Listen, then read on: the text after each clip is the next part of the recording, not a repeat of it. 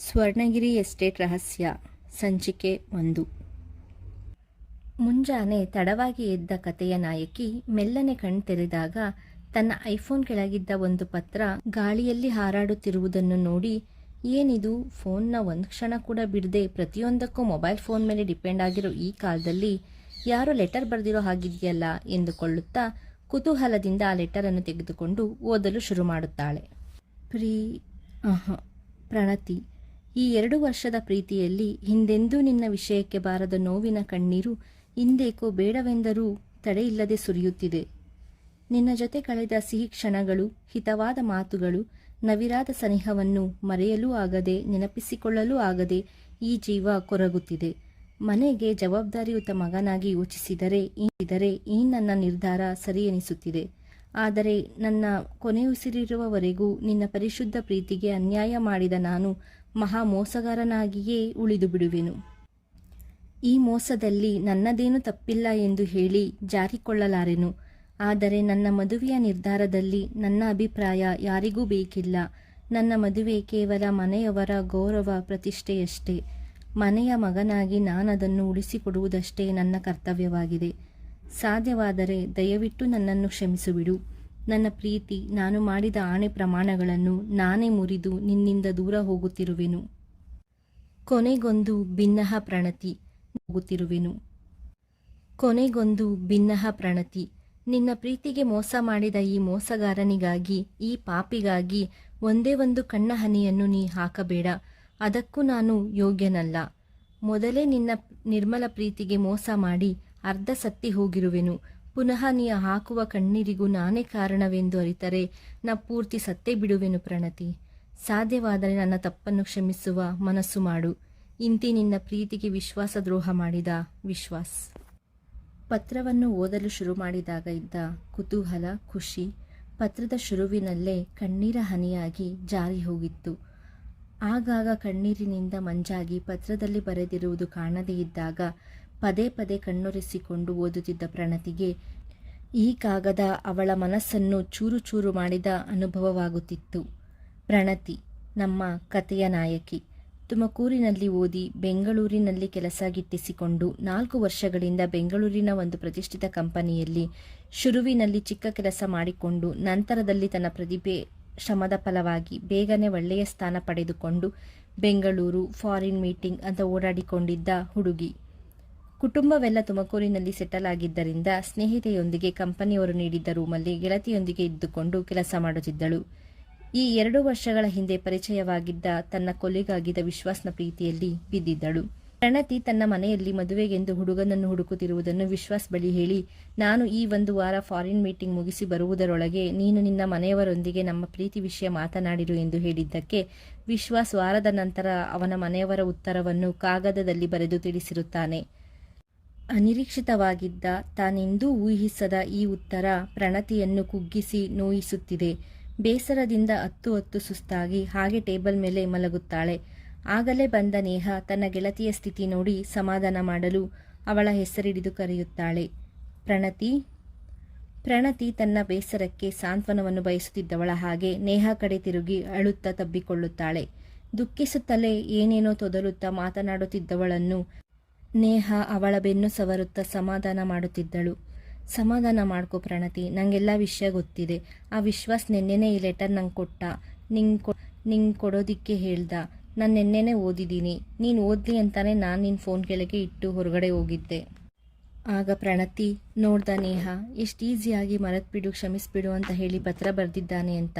ಅಷ್ಟು ಈಸಿನ ಮನಸ್ಸಲ್ಲಿರೋದನ್ನು ಮರೆಯೋಕೆ?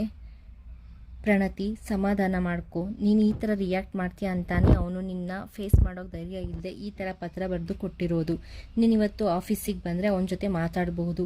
ಹೋಗು, ಬೇಗ ರೆಡಿಯಾಗಿ ಬಾ. ಸ್ವಲ್ಪ ಹೊತ್ತು ಹಾಗೆ ಯೋಚಿಸಿದ ಪ್ರಣತಿ, ಇಲ್ಲ ನೇಹ, ಮತ್ತೆ ನನಗೆ ಅವನ ಮುಖ ನೋಡಿದರೆ ಹಳೆದೆಲ್ಲ ನೆನಪಾಗುತ್ತೆ. ನಾನು ಇವತ್ತೇ ಈ ಕೆಲಸಕ್ಕೆ ರಿಸೈನ್ ಮಾಡ್ತೀನಿ. ಸ್ವಲ್ಪ ದಿನ ನಮ್ಮ ಮನೆಗೆ ಹೋಗಿದ್ದು ಆಮೇಲೆ ಸ್ವಲ್ಪ ಮನಸ್ಸಿಗೆ ಸಮಾಧಾನ ಆದಮೇಲೆ ಬೇರೆ ಎಲ್ಲಾದರೂ ಕೆಲಸ ನೋಡ್ತೀನಿ. ಮತ್ತೆ ಅವನಿರೋ ಜಾಗಕ್ಕೆ ನಾನು ಕಾಲಿಡಲ್ಲ. ಏನೇ ಪ್ರಣತಿ ಹೀಗೆ ಹೇಳ್ತಿದ್ಯಾ? ಈ ಕಂಪನಿಯಲ್ಲಿ ನಿನಗೆ ಒಳ್ಳೆ ಹೆಸರಿದೆ, ಒಳ್ಳೆ ಸ್ಯಾಲ್ರಿ ಇದೆ. ಇದನ್ನು ಬಿಟ್ಟು ಇನ್ಯಾವುದೋ ಬೇರೆ ಕೆಲಸಕ್ಕೆ ಹೋಗ್ತೀನಿ ಅಂತೀಯಲ್ಲ? ಇಲ್ಲ ಕಣೆ, ಸ್ಯಾಲ್ರಿ ಕಂಫರ್ಟ್ ಅಂತ ನೋಡೋಕ್ಕೂ ಮುಂಚೆ ಮನುಷ್ಯನಿಗೆ ಬೇಕಿರೋದು ನೆಮ್ಮದಿ. ಅದೇ ಇಲ್ಲ ಅಂದರೆ ಅರಮನೆಯೂ ಸೆರೆಮನೆ ಇದ್ದ ಹಾಗೆ ಎಂದು ಹೇಳಿ ತನ್ನ ಬ್ಯಾಗ್ ಪ್ಯಾಕ್ ಮಾಡಿಕೊಳ್ಳಲು ಶುರು ಮಾಡುತ್ತಾಳೆ. ಬೇಸರದಿಂದ ನೇಹ ಸರಿ ಕಣೆ ನಿನ್ನಿಷ್ಟ ಎಂದು ಹೇಳಿ ತನ್ನ ತಂದೆಗೆ ಫೋನ್ ಮಾಡಿ ಸ್ವಲ್ಪ ಹೊತ್ತು ಮಾತಾಡಿ ಕೊನೆಗೆ ಇಲ್ಲ ಅಪ್ಪ, ನಾನು ಹೇಗೆ ಅಲ್ಲಿ ಹೋಗಿರೋದಕ್ಕಾಗುತ್ತೆ? ಲಕ್ಷ ಲಕ್ಷ ಬರೋ ಸಂಬಳ ಬಿಟ್ಟು 1000 ರೂಪಾಯಿಗೆ ಅವ್ರ ಮುಂದೆ ಕೈ ಚಾಚಿ ನಿಲ್ಲೋಕ್ಕಾಗುತ್ತಾ? ಇಲ್ಲ ಅಪ್ಪ, ನಾನು ಅಲ್ಲಿಗೆ ಬರಲ್ಲ. ನೀವು ಅಲ್ಲಿರೋದು ಬೇಡ, ನೀವೇ ಬೆಂಗಳೂರಿಗೆ ಬಂದುಬಿಡಿ. ನಿಮಗೇನು ತೊಂದರೆ ಆಗದೆ ಇರೋ ರೀತಿ ನಾನು ನಿಮ್ಮನ್ನು ನೋಡ್ಕೊತೀನಿ. ಇವಾಗ ನೀವು ಇಲ್ಲಿಗೆ ಬರೋದಕ್ಕಾಗಲ್ಲ ಅಂದರೆ ನಾನು ಕೂಡ ನನ್ನ ನಿರ್ಧಾರನ ಬದಲಾಯಿಸಲ್ಲ ಎಂದು ಹೇಳಿ ಕೋಪದಿಂದ ಫೋನ್ ಕಟ್ ಮಾಡ್ತಾಳೆ. ಏನೇ ಅದು ಮತ್ತೆ ಅದೇ ವಿಷಯನಾ ಎಂದು ಕೇಳುತ್ತಾ ಪ್ರಣತಿ ಬಂದು ನೇಹ ಪಕ್ಕ ಕೂರುತ್ತಾಳೆ. ಹ್ಞೂ ಕಣೆ, ನೀನೇ ಹೇಳು. ಇಷ್ಟೆಲ್ಲ ಸೌಕರ್ಯ ಇರೋ ಜಾಗ ಬಿಟ್ಟು ಆ ಹಳ್ಳಿಗೆ ಬಂದು ನನ್ನ ಕೆಲಸ ಮಾಡು ಅಂತಾರಲ್ಲ, ಏನು ಅನ್ಸಲ್ವ ಅವರಿಗೆ? ಕ್ಷಣಕಾಲ ಏನನ್ನೂ ಯೋಚಿಸಿದ ಪ್ರಣತಿ, ನೇಹ ನಿಮ್ಮೂರು ಯಾವ್ದು ಹೇಳು? ಚಿಕ್ಕಮಂಗ್ಳೂರು ಹತ್ರ ಒಂದು ಎಸ್ಟೇಟ್ ಕಣೆ. ಅಲ್ಲೋ ಏನೋ ನಿಧಿ ದೆವ್ವ ಅಂತ ಏನೇನೋ ಸಮಸ್ಯೆಗಳು. ನಾನು ಆ ಊರಿಗೆ ಕಾಲಿಟ್ಟೇ 5 ವರ್ಷ ಮೇಲಾಯಿತು. ಭಯ ಆಗುತ್ತೆ ಕಣೆ ಆ ಊರ ಹೆಸರು ಕೇಳಿದ್ರೇನೆ. ಯಪ್ಪ, ಸ್ವರ್ಣಗಿರಿ ಎಸ್ಟೇಟ್. ಹಾಂ ನೇಹ, ನಂಗೊಂದು ಹೆಲ್ಪ್ ಮಾಡ್ತೀಯಾ? ಏನೇ ಅದು? ನಿನ್ನ ಕೆಲಸ ಮಾಡೋಕ್ಕೆ ಅಂತ ನಿಮ್ಮಪ್ಪ ಕರೀತಿದಾರಲ್ಲ, ಆ ಕೆಲಸಕ್ಕೆ ನನ್ನ ಫ್ರೆಂಡ್ ಬರ್ತಾಳೆ ಅಂತ ಫೋನ್ ಮಾಡಿ ಹೇಳು. ಹಾಂ, ಆ ಕೆಲಸಕ್ಕ ಯಾರೇ ಹೋಗ್ತಾರೆ? ನಿನ್ನ ಫ್ರೆಂಡ್ ಯಾರಾದರೂ ಇದ್ದಾರಾ? ನನ್ನ ಫ್ರೆಂಡ್ ಅಲ್ಲ ಕಣೆ, ನಾನೇ. ಓ ನೀನಾ? ಹಾಂ ನೀನಾ? ಲೇ ಏನೇ ಹೇಳ್ತಿದ್ಯಾ? ಸುಮ್ಮನಿರಮ್ಮ ತಾಯಿ, ಚಿಕ್ಕ ವಯಸ್ಸಿಂದ ಅಲ್ಲೇ ಬೆಳೆದಿರೋ ನಾನೇ ಆ ಊರ ಕಡೆ ತಲೆ ಹಾಕ್ತಿಲ್ಲ ಅಂದರೆ ಇವಳು ಹೋಗ್ತಾಳಂತೆ. ಪ್ಲೀಸ್ ನೇಹ, ಪ್ಲೀಸ್ ಪ್ಲೀಸ್ ನೀನೇ ಮಾತಾಡೆ, ನಾನು ಹೋಗ್ತೀನಿ. ಪ್ರಣತಿ, ನಿಂಗೇನು ತಲೆ ಕೆಟ್ಟಿದ್ಯಾ? ನೀನು ನೋಡಿದರೆ ಬೆಂಗಳೂರು ಫಾರಿನ್ ಅಂತ ಓಡಾಡ್ಕೊಂಡಿದ್ದೀಯಾ. ಫೋನ್ ಇಲ್ಲದೆ ಒಂದು ಕೆಲಸ ಆಗಲ್ಲ ನಿನ್ನ ಕೈಯಲ್ಲಿ. ಅಡುಗೆ ಮಾಡ್ಕೊಳ್ಳೋದಂತೂ ದೂರದ ಮಾತು. ನಿನ್ನ ಕೆಲಸ ಆದರೂ ನೀನು ಯಾವತ್ತಾದರೂ ಮಾಡ್ಕೊಂಡಿದ್ಯಾ? ಒಂದು ಕರ್ಚೀಫ್ ಇಲ್ಲ ಒಂದು ಸ್ಪೂನ್ ಆದರೂ ವಾಶ್ ಮಾಡ್ಕೊಂಡಿದ್ಯಾ? ಅದೆಲ್ಲ ಹಾಳಾಗೋಗ್ಲಿ. ಆ ಊರಲ್ಲಿ ದೆವ್ವದ ಕಾಟ ಬೇರೆ, ನಿಧಿಗೋಸ್ಕರ ಬಲಿ ಕೊಡೋ ಮೂಢನಂಬಿಕೆ ಬೇರೆ. ಇಷ್ಟೆಲ್ಲ ಸಮಸ್ಯೆಗಳ ಮಧ್ಯೆ ಹೇಗೆ ಇರ್ತೀಯಾ ಅಲ್ಲಿ? ನೀನು ಹೋದ್ರೂ ಮತ್ತೆ ಅಲ್ಲಿಂದ ಸೇಫಾಗಿ ವಾಪಸ್ ಬರ್ತೀಯ ಅನ್ನೋ ನಂಬಿಕೆನೇ ಇಲ್ಲ ನನಗೆ. ಅದು ಈ ಕೆಲಸ ಮಾಡೋದಾದರೂ ಯಾರ ಹತ್ರ ಗೊತ್ತಾ? ಸ್ವರ್ಣಗಿರಿ ಎಸ್ಟೇಟ್ ಓನರ್ ಪರಮಶಿವಯ್ಯ ಅವ್ರ ಹತ್ರ ಮಾತಾಡೋಕ್ಕೆ ಜನ ಅಲ್ಲಿ ನಡುಕ್ತಾರೆ. ನನಗೆ ಈ ಬೆಂಗಳೂರಲ್ಲಿ ದೊಡ್ಡ ಕಾಲೇಜಲ್ಲಿ ಓದೋಕ್ಕೆ ದುಡ್ಡಿನ ಸಹಾಯ ಮಾಡಿದ್ದು ಅವರೇ. ಅದಕ್ಕೆ ಅವ್ರು ಓದಿಸಿರೋ ಋಣ ತೀರ್ಸೋಕ್ಕೆ ನಾನು ಅವ್ರ ಎಸ್ಟೇಟಲ್ಲಿ ಕೆಲಸ ಮಾಡಬೇಕಂತೆ. ಯಾರು ಹೋಗ್ತಾರೆ ಆ ದೆವ್ವಗಳಿರೋ ಊರಿಗೆ? ನೇಹ, ಈ ಮನುಷ್ಯರಿಗಿಂತ ಆ ದೆವ್ವಗಳೇ ವಾಸಿ ಕಣೆ. ಒಂದೇ ಸರಿ ನಮ್ಮ ಜೀವ ತೆಗಿತಾವೆ. ಆದರೆ ಈ ಮನುಷ್ಯರು ದೇಹ ಸಾಯೋವರೆಗೂ ಮನಸ್ಸನ್ನು ಕೊಲ್ತಾನೆ ಇರ್ತಾರೆ ಕಣೆ. ಯಾಕೋ ಈ ಬ್ಯುಸಿ ಲೈಫ್, ವರ್ಕ್ ಟೆನ್ಷನ್ ಎಲ್ಲ ಬೇಜಾರಾಗ್ತಿದೆ. ಮನಸ್ಸಲ್ಲಿ ಮೋಸದ ನೋವು ಬೇರೆ ಆಗ್ತಿಲ್ಲ ಕಣೆ. ಒಂದು ಸ್ವಲ್ಪ ದಿನ ಎಲ್ಲಾದರೂ ದೂರ ಹೋಗಿದ್ದು ಬಿಡೋಣ ಅನ್ನಿಸ್ತಿದೆ ಎನ್ನುತ್ತಾ ಹಾಗೆ ಕೆನ್ನೆಯ ಮೇಲೆ ಜಾರುತ್ತಿದ್ದ ಕಂಬನಿಯನ್ನು ಒರೆಸಿಕೊಳ್ಳುತ್ತಾಳೆ. ಪ್ರಣತಿ, ಇಷ್ಟೊಂದು ಬೇಜಾರು ಮಾಡ್ಕೋಬೇಡ ಕಣೆ. ಹೇಗೆ ಬೇಜಾರಾಗದೇ ಇರುತ್ತೆ? ಏನು ಹುಡುಗರಿಗೆ ಮಾತ್ರ ಲವ್ ಫೇಲ್ಯೂರ್ ಆಗೋದು? ಹುಡುಗಿರಿಗೂ ಆಗುತ್ತೆ. ಹುಡುಗರಾದರೆ ದಾಡಿ ಬಿಟ್ಕೊಂಡು ಎಣ್ಣೆ ಹೊಡ್ಕೊಂಡು, ಫ್ರೆಂಡ್ಸ್ ಆದರೆ ಎಲ್ಲ ಹುಡುಗಿನ ಬೈಕೊಂಡು ಓಡಾಡ್ತಾರೆ. ಆದರೆ ಹುಡುಗಿರು ಮಾತ್ರ ತಮಗಾಗಿರೋ ಮೋಸನ ಯಾರ ಹತ್ರನೂ ಹೇಳೋಕ್ಕಾಗದೆ, ಮನಸ್ಸಲ್ಲಿ ಇಟ್ಕೊಳ್ಳೋಕ್ಕಾಗದೆ ನರಳಾಡ್ತಿರ್ತಾರೆ. ನಿಂಗೆ ಗೊತ್ತಾ, ರಾತ್ರಿಯೆಲ್ಲ ಯಾರಿಗೂ ಕೇಳಿಸದ ಹಾಗೆ ಹೇಳೋದು ಎಷ್ಟು ಕಷ್ಟನೋ. ಮತ್ತೆ ಬೆಳಗ್ಗೆ ಏನೂ ಆಗೇ ಇಲ್ಲ ಅನ್ನೋ ಥರ ನಗುವಿನ ಮುಖವಾಡ ಹಾಕ್ಕೊಂಡು ನಗ್ತಾ ಓಡಾಡೋದು ಅದಕ್ಕಿಂತ ಕಷ್ಟ ಕಣೆ ಎಂದು ನೇಹಾಳನ್ನು ತಬ್ಬಿಕೊಂಡು ಜೋರಾಗಿ ಹೇಳುತ್ತಾಳೆ. ನೇಹ ಪ್ರಣತಿಯನ್ನು ಸಮಾಧಾನ ಮಾಡುತ್ತಾ, ಸರಿ ನಿಮ್ಮ ಮನೇಲಿ ಏನು ಹೇಳ್ತೀಯಾ? ಇನ್ನೇನು ಹೇಳೋದು, ನಮ್ಮ ಆಫೀಸ್ ಒಂದು ಬ್ರಾಂಚ್ನ ಚಿಕ್ಕಮಂಗ್ಳೂರಲ್ಲಿ ಓಪನ್ ಮಾಡಬೇಕು ಅಂದ್ಕೊಂಡಿದ್ದಾರೆ. ಇವತ್ತಿಂದಲೇ ನಾನು ಅಲ್ಲಿಗೆ ಶಿಫ್ಟ್ ಆಗ್ತಿದ್ದೀನಿ. ಫ್ರೀ ಮಾಡ್ಕೊಂಡು ಮನೆಗೆ ಬರ್ತೀನಿ ಅಂತ ಹೇಳ್ತೀನಿ. ಪ್ರಣತಿ, ಅಂದರೆ ನೀನು ಇವತ್ತೇ ಹೋಗ್ತೀಯಾ? ಇವತ್ತೇ ಹೋಗ್ತೀನಿ. ನನಗಂತೂ ಇಲ್ಲಿರೋದಕ್ಕಾಗದೇ ಇರೋಷ್ಟು ಉಸಿರು ಕಟ್ತಿದೆ. ಪ್ಲೀಸ್ ಕಣೆ, ಇವತ್ತೇ ಹೋಗೋಕ್ಕೆ ವ್ಯವಸ್ಥೆ ಮಾಡು. ಸರಿ, ಆದರೆ ಒಂದು ಕಂಡೀಷನ್. ನೀನು ಅಲ್ಲಿ ಬರೀ 1 ತಿಂಗಳು ಮಾತ್ರ ಕೆಲಸ ಮಾಡಿ ವಾಪಸ್ ಬಂದುಬಿಡಬೇಕು. ಅಷ್ಟರಲ್ಲಿ ನಿನಗೇನಾದರೂ ಅಪಾಯದ ಸುಳಿವು ಸಿಕ್ತು ಅಂದರೆ ಆಗಲೇ ಅಲ್ಲಿಂದ ಹೊರಟು ಬಂದುಬಿಡಬೇಕು. ದಿನ ರಾತ್ರಿ ನನಗೆ ಫೋನ್ ಮಾಡಿ ಮಾತಾಡಬೇಕು. ಅಲ್ಲಿ ಏನೇನಾಯಿತು ಅಂತ ಹೇಳಬೇಕು. ನಿನಗಿರೋ ಟ್ಯಾಲೆಂಟ್ಗೆ ಬೆಂಗಳೂರಲ್ಲಿ ಬೇರೆ ಕೆಲಸ ಬೇಗನೆ ಸಿಗುತ್ತೆ. ಆಗ ನೀನು ನನ್ನ ಜೊತೆನೇ ಇಲ್ಲೇ ಇದ್ಕೊಂಡು ಕೆಲಸ ಮಾಡಬೇಕು. ಅಷ್ಟರಲ್ಲಿ ನಿನ್ನ ಮನಸ್ಸು ಸ್ವಲ್ಪ ಹಗುರಾಗಿ ಎಲ್ಲನೂ ಮರ್ತಿರ್ತೀಯ. ನನ್ನ ಕಂಡೀಷನ್ಸ್ಗೆಲ್ಲ ಒಪ್ಕೊಂಡ್ರೆ ಈಗಲೇ ಅಪ್ಪಗೆ ಫೋನ್ ಮಾಡಿ ಮಾತಾಡ್ತೀನಿ. ಆಯಿತು ನೇಹ, ಸರಿ 1 ತಿಂಗಳು ಅಷ್ಟೇ, ಬೇಗ ವಾಪಸ್ ಬರ್ತೀನಿ. ಸರಿ, ಅಲ್ಲೇನು ಕೆಲಸ? ನನಗೆ ಎಸ್ಟೇಟ್ ವ್ಯವಹಾರ ನೋಡ್ಕೊಳ್ಳೋಕ್ಕೆ ಅಲ್ಲೊಬ್ಬರು ಅಕೌಂಟೆಂಟ್ ಇದ್ದಾರೆ, ಅವರಿಗೆ ಅಸಿಸ್ಟೆಂಟಾಗಿ ನೀನು ವರ್ಕ್ ಮಾಡೋದು ಅಷ್ಟೇನಾ? ಕೆಲಸ ಅಷ್ಟೇ, ಆದರೆ ರಿಸ್ಕ್ ಮಾತ್ರ ಜಾಸ್ತಿ. ಸರಿ ಸರಿ, ನಾನು ನೋಡ್ಕೋತೀನಿ ಬಿಡು.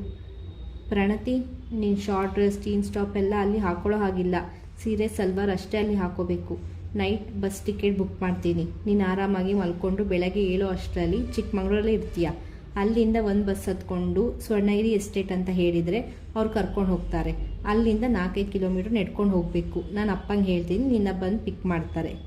ಎಲ್ಲ ವ್ಯವಸ್ಥೆ ಮಾಡಿದ ನೇಹಾ ಪ್ರಣತಿಯನ್ನು ಬಸ್ ಹತ್ತಿಸಲು ಕಾರ್ನಲ್ಲಿ ಬಸ್ ಸ್ಟ್ಯಾಂಡ್ಗೆ ಬಿಡಲು ಹೋಗುವಾಗ ಅಲ್ಲೇ ಹತ್ತಿರದ ಶಾಪಿಂಗ್ ಸೆಂಟರಲ್ಲಿ ಸ್ವಲ್ಪ ಟ್ರೆಡಿಷನಲ್ ಡ್ರೆಸ್ ಸೀರೆಗಳನ್ನು ಶಾಪ್ ಮಾಡಿ ಅಲ್ಲೇ ಪಕ್ಕದ ಒಂದು ಫೋನ್ ಅಂಗಡಿಯಲ್ಲಿ ಪ್ರಣತಿ ಒಂದು ಕೀಪ್ಯಾಡ್ ಫೋನನ್ನು ಹಾಗೂ ಒಂದು ಹೊಸ ಸಿಮ್ ಕೂಡ ತೆಗೆದುಕೊಂಡು ತನ್ನ ಐಫೋನನ್ನು ಸ್ವಿಚ್ ಆಫ್ ಮಾಡಿಬಿಡುತ್ತಾಳೆ. ಅವಳನ್ನೇ ನೋಡುತ್ತಿದ್ದ ನೇಹಾ ಏನೇ ಇದೆಲ್ಲ ಎಂದು ಶಾಕ್ ಆಗಿ ಕೇಳುತ್ತಾಳೆ. ಫೋನ್ ಇದ್ದರೆ ಅವ್ನು ಕಾಲ್ ಮಾಡ್ಬೋದು, ಇಲ್ಲ ನನ್ನ ಮನ್ಸು ವೀಕಾಗಿ ನಾನೇ ಫೋನ್ ಮಾಡ್ಬೋದು, ನಂಬರ್ ಬ್ಲಾಕ್ ಮಾಡಿದ್ರು ವಾಟ್ಸಪ್, ಫೇಸ್ಬುಕ್, ಇನ್ಸ್ಟಾಗ್ರಾಮ್ ಅಂತ ಯಾವುದ್ರಲ್ಲಾದರೂ ನಾನು ಅವನನ್ನು ನೋಡಿದ್ರೆ ಮತ್ತೆ ಬೇಜಾರಾಗ್ಬೋದು ಅಂತ ಇದ್ಯಾವುದ್ರ ಚಿಂತೆ ಇಲ್ಲದೆ ಆರಾಮಾಗಿ ಕೀಪ್ಯಾಡ್ ಫೋನ್ ಯೂಸ್ ಮಾಡ್ಕೊಂಡು ನೆಮ್ಮದಿಯಾಗಿರ್ತೀನಿ. ನಿನ್ನ ಯೋಚನೆನೋ ಹೊಸ ಸಿಮ್ ಆ್ಯಕ್ಟಿವೇಟ್ ಆದ ಕೂಡಲೇ ನಂಗೆ ಫೋನ್ ಮಾಡು, ನಿಮ್ಮ ಮನೆಯವರಿಗೂ ಹೊಸ ನಂಬರ್ ತೊಗೊಂಡಿರೋದನ್ನು ಹೇಳು, ಸುಮ್ಮನೆ ಗಾಬರಿ ಆಗ್ತಾರೆ. ಹೇಳ್ತೀನಿ, ಸರಿ ಬಾ, ಬಸ್ ಬರೋ ಟೈಮ್ ಆಯಿತು. ನಡಿ, ಆ ಬಸ್ಗಿಂತ ನಿನಗೆ ಅರ್ಜೆಂಟ್ ಅನಿಸುತ್ತೆ ಎಂದು ಹೇಳುತ್ತಾ ಬಸ್ ಸ್ಟ್ಯಾಂಡ್ಗೆ ಬರುತ್ತಾರೆ. ಆಗಲೇ ಬಂದು ನಿಂತಿದ್ದ ತನ್ನೂರಿನ ಬಸ್ ಕಡೆಗೆ ನೇಹಾ ಪ್ರಣತಿಯನ್ನು ಕರೆದುಕೊಂಡು ಬಂದು, ಇದೇ ಬಸ್, ಅಪ್ಪ ಅಮ್ಮನ ಕೇಳಿದೆ ಅಂತ ಹೇಳು, ತಗೋ, ಸ್ವಲ್ಪ ದುಡ್ಡಿದೆ, ಅಪ್ಪನಿಗೆ ಕೊಟ್ಬಿಡು, ಅವರಿಗೆ ಹೆಲ್ಪ್ ಆಗುತ್ತೆ. ಸರಿ ನೇಹಾ, ಬಾಯ್, ಬರ್ತೀನಿ. ಥ್ಯಾಂಕ್ ಯು ಸೋ ಮಚ್ ಕಣೆ, ನಿನ್ನ ಉಪಕಾರ ಯಾವತ್ತೂ ಮರೆಯಲ್ಲ. ಏನು ಮಾತಾಡ್ತೀಯೇ, ನನ್ನ ಮೇಲೆ ನಿನ್ನ ಋಣ ಬೇಕಾದಷ್ಟಿದೆ ಎಂದು ಹೇಳಿ ಇಬ್ಬರು ಕ್ಷಣ ಕಾಲ ತಬ್ಬಿಕೊಂಡು ಬಸ್ ಹಾರ್ನ್ ಆದ ಕೂಡಲೇ ಬಸ್ ಹೊರಡ್ತಿದೆ ಎಂದು ಪ್ರಣತಿ ಬಸ್ ಹತ್ತುತ್ತಾಳೆ. ನೇಹಾ ಬಸ್ ಮರೆಯಾಗುವವರೆಗೂ ಗೆಳತಿಗೆ ಜೋಪಾನ ಎಂದು ಹೇಳುತ್ತಾ ಕೈ ಬೀಸಿ ಕಾರ್ ಹತ್ತಿ ತನ್ನ ರೂಮ್ ಸೇರಿಕೊಳ್ಳುತ್ತಾಳೆ. ಎಲ್ಲವನ್ನೂ ತೊರೆದು ಹೊರಟಿರುವೆ ನಾ ಬಹುದೂರ, ಮನಸ್ಸಲ್ಲಿ ಹೊತ್ತು ನೋವಿನ ಭಾರ. ಸಾಗುವ ದಾರಿಯಲ್ಲಿ ಕಲ್ಲಿರಲಿ ಮುಳ್ಳಿರಲಿ, ನಿಲ್ಲದೆ ಸಾಗುವೆ ಹೊಸ ನಿರೀಕ್ಷೆಯಲ್ಲಿ. ಒಂದಲ್ಲ ಒಂದು ದಿನ ನನ್ನ ಗುರಿಯ ತಲುಪಿವೆ, ಎಲ್ಲ ಸವಾಲುಗಳನ್ನು ಎದುರಿಸುತ್ತಾ ನಗುನಗುತ್ತಲಿ. ಮೊದಲ ಸಂಚಿಕೆಯಲ್ಲೇ ಪ್ರಣತಿ ತಾನಿದ್ದ ಜಾಗವನ್ನು ತೊರೆದು ಏಕಾಂಗಿಯಾಗಿ ಹೊಸದೊಂದು ಊರಿಗೆ ಹೊಸ ಜೀವನವನ್ನು ರೂಪಿಸಿಕೊಳ್ಳಲು ತನ್ನ ಪಯಣವನ್ನು ಶುರು ಮಾಡಿದ್ದಾಳೆ. ಆದರೆ ಅವಳು ಎಂದೂ ಊಹಿಸದ ಸಮಸ್ಯೆಗಳು ಅವಳನ್ನು ಬಿಡದೆ ಹಿಂಬಾಲಿಸುವುದರ ಅರಿವಿಲ್ಲದೆ ನೆಮ್ಮದಿ ಬಯಸಿ ಭಯಂಕರ ಜಾಗಕ್ಕೆ ಸೇರುತ್ತಿದ್ದಾಳೆ.